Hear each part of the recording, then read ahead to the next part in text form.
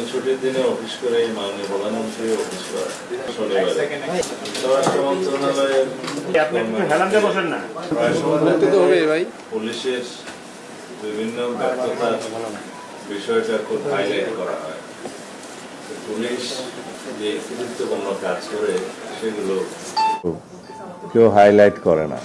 প্রথম থেকে আমরা চিন্তা করেছি যে দুষ্টের দমন এবং শিষ্টের পালন সেই বিষয়ে আমরা কঠোর থাকবো।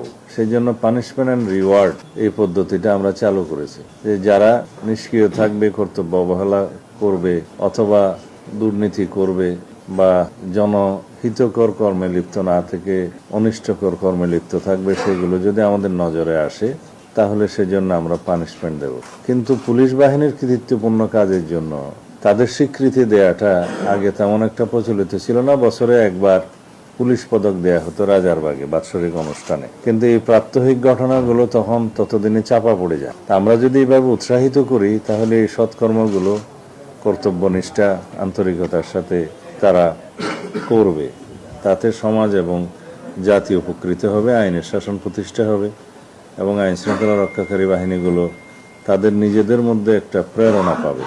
সেই অনুপ্রেরণাটা দেওয়ার জন্যই আমরা এই জাতীয় অনুষ্ঠানগুলো করছি। ইতিপূর্বে গত 8 তারিখে, এই মাসের 8 তারিখে আমরা একই রকমের একটা অনুষ্ঠানের মাধ্যমে পুলিশ সদস্যদের আমরা পুরস্কৃত করেছি, সনদ দিয়েছি এবং আর্থিক পুরস্কারও দিয়েছি। আজকে 15 জনকে আমরা পুরস্কৃত করছি আনুষ্ঠানিকভাবে। এখানে পুলিশের আইজি সহ ঊর্ধ্বতন কর্মকর্তারা উপস্থিত আছেন, স্বরাষ্ট্র মন্ত্রণালয়ের সিনিয়র সচিব উপস্থিত আছেন। আমরা 3টি ঘটনাকে আজকে এখানে নিয়ে এসেছি। একটা ঘটনা হচ্ছে ট্রাফিক পুলিশের একজন সদস্য তার নিজের তাগিদে যে রাস্তা থেকে পানি, যে নালা এবং নালাতে পানি সরে যাওয়ার জন্য যে ছিদ্রগুলো থাকে রাস্তায়, সেই ছিদ্রগুলো প্লাস্টিক বর্জ্য দিয়ে বন্ধ হয়ে যাচ্ছিল। নিজস্ব উদ্যোগে পানির মধ্যে নেমে সেই বর্জ্যগুলো পরিষ্কার করছেন। এই ঘটনাটি মাননীয় প্রধানমন্ত্রী আমার দৃষ্টিগোচরে আনেন। আমি এটা তাৎক্ষণিকভাবে পুলিশের আইজিপিকে এই ভিডিওটা সামাজিক মাধ্যমে যেটা পাওয়া গেছে সেটা পাঠিয়েছি।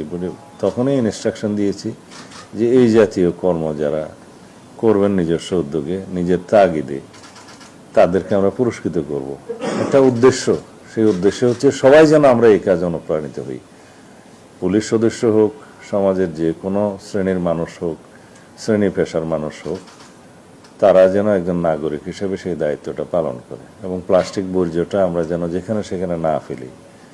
আজকে বাংলাদেশের, বিশেষ করে ঢাকা মহানগরে যেটা দৃষ্টি আকর্ষিত হয়েছে সবার, 1 ঘন্টা বৃষ্টি হলেই ঢাকার রাস্তাঘাট ডুবে যাচ্ছে, হাঁটু পরিমাণ পানি জমা হয়ে যাচ্ছে। তার কারণ হচ্ছে পানি সরে যাওয়ার যে ব্যবস্থা, ড্রেনেজ সিস্টেম, সিওয়ারেজ সিস্টেম, সবগুলো প্লাস্টিক বর্জ্য দিয়ে বন্ধ হয়ে গেছে অনেকটা।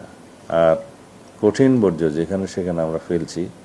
একবার নালা নর্দমা পরিষ্কার করার উদ্যোগ নেওয়া হয়েছিল সিটি কর্পোরেশনের অধীনে। দেখা গেছে এখানে খাট, পালং, সোফা পর্যন্ত নালার মধ্যে আছে, পড়ে আছে।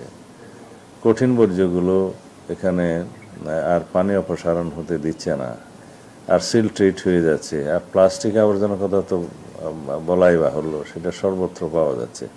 তা আমরা যদি নিজেরা এই বর্জ্যগুলো পরিষ্কার করি, পারতপক্ষে ব্যবহার না করি, কম করি এবং যত্রতত্র না ফেলি, তাহলে আমরা আমাদের পরিবেশটা ঠিক রাখতে পারবো এবং জলাবদ্ধতা আর হবে না।